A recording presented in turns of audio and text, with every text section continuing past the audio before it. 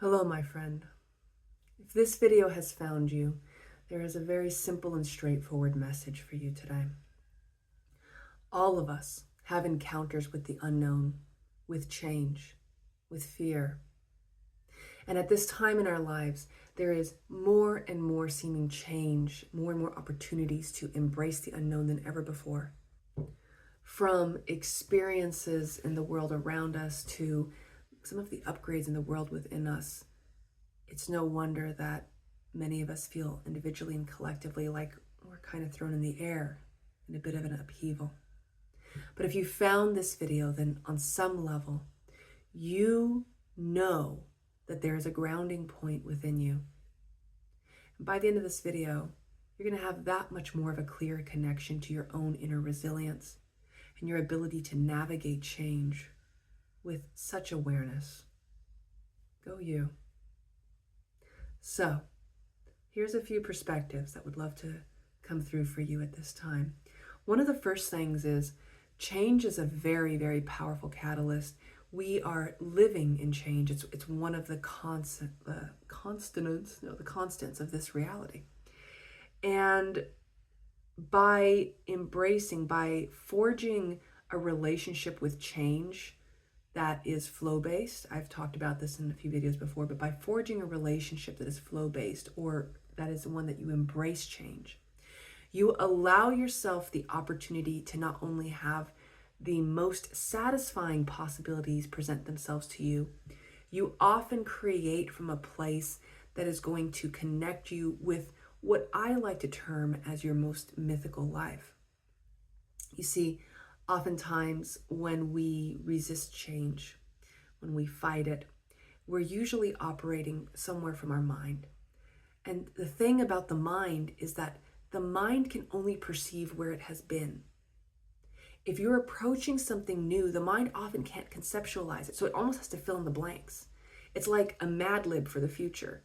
And the mind's going like, oh, there might be rabid coyotes with lasers on their head. I don't know about that future.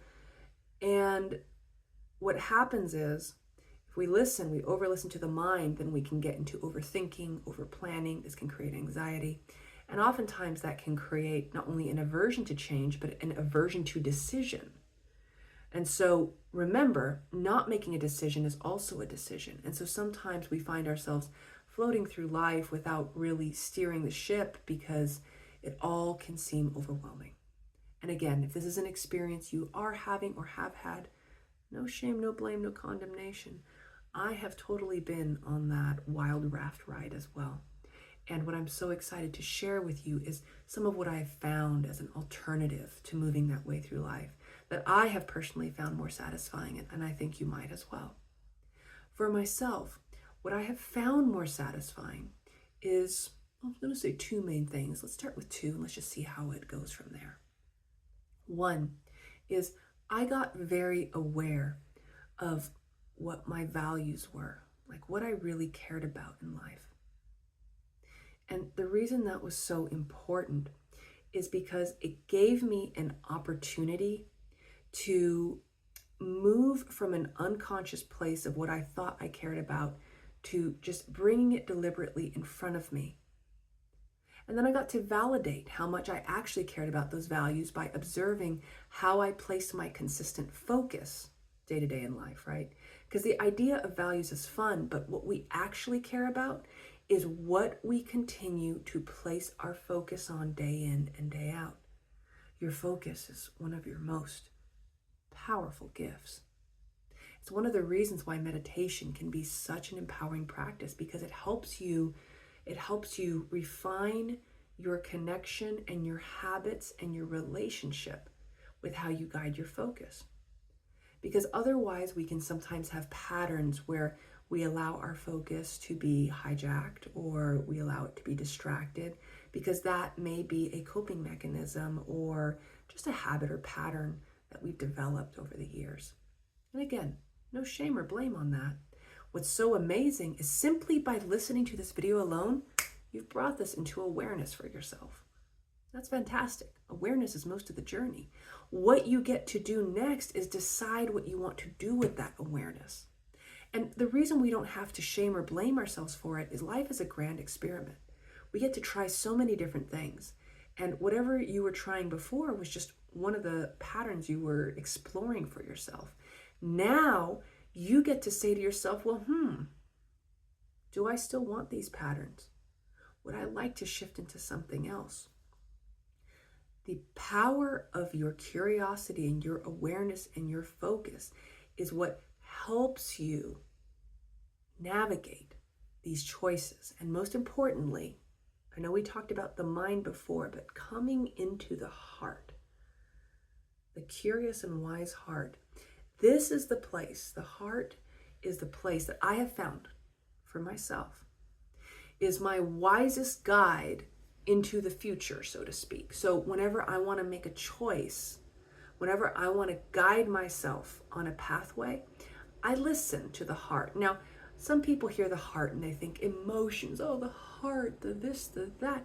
No, this, for me, this is a literal energy center in the body. And when you're in tune with it, you can feel the electromagnetic vibration of it. And you can feel when it feels grounded and expanded and calm. This is often an indicator of a direction to move. And when it feels contracted or resistant, it's often an indicator of something to pause and consider about. Now, just to mention, I have refined my communication with my heart center over the years and over focus and practice. So it may perhaps be helpful to have some of that relationship as well. If this is something you'd be interested in diving into more, let me know in the comments if you would please. And so beyond your heart center, you also have your gut. This is instinct. You have the combination of them guiding your intuition. And all of these centers, all of these places within you can help you navigate the unknown. They can help you navigate each present moment. And they can do so naturally, clearly, and without getting stuck right only in the mind. Now remember, the mind's cool. We like the mind. The mind works with the rest of our body.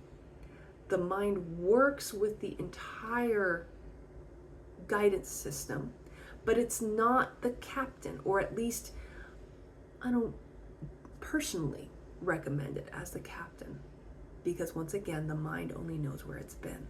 So when you want to guide yourself into audacious, cool, new realities, new creations, new possibilities, it's not the place we're starting. Now, I know I originally said I'd say two things. I feel like I've said more than two things. But let me take a moment here and see if there's anything else to add for our current conversation. If you are having an experience with fear, here's a few thoughts. Fear is an opportunity to access energy that you are holding within yourself. You may have heard this before, but if you are willing to face your fear, if you are willing to experience it, if you are willing to be present with it and just feel it as it is in your body without judging it and without associating the stories with it, what ends up happening is you actually end up transforming it. As an example, if you have ever had a cold shower or jumped in a cold river or cold pool or done an ice plunge, you may have felt immediately like your body has a sensation. It's very intense. But if you stay with it, suddenly that intense sensation starts to shift and transform. It turns maybe into a tingling, or it turns into something else.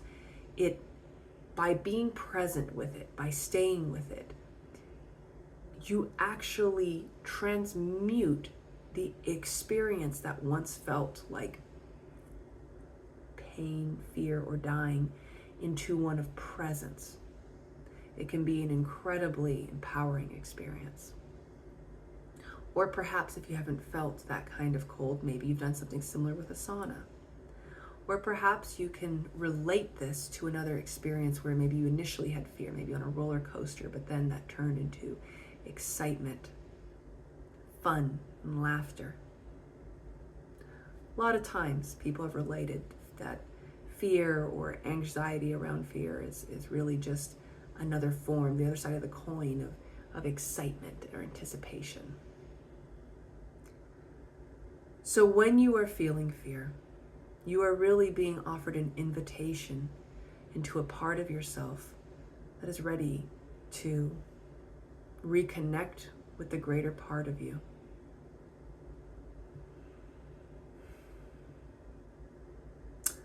Perhaps soon we will do a meditation through fear. Yes, that might be awesome. You can let me know in the comments if you would like that as well. And I think for today, if you feel so inspired, let's do this for the conversation. If you feel so inspired, please share with us perhaps what you are experiencing right now in life. What might be present for you at the moment? What did this conversation inspire for you? We would love to hear and connect and go deeper. And I imagine some more conversations will emerge as a result. For today, there will be some links in the description. If you would like to go deeper, take a personal journey, if you would like to be part of our next group experience, please go ahead and check out the links in the description. And for now, I appreciate you. I look forward to our next conversation, and we'll talk more soon.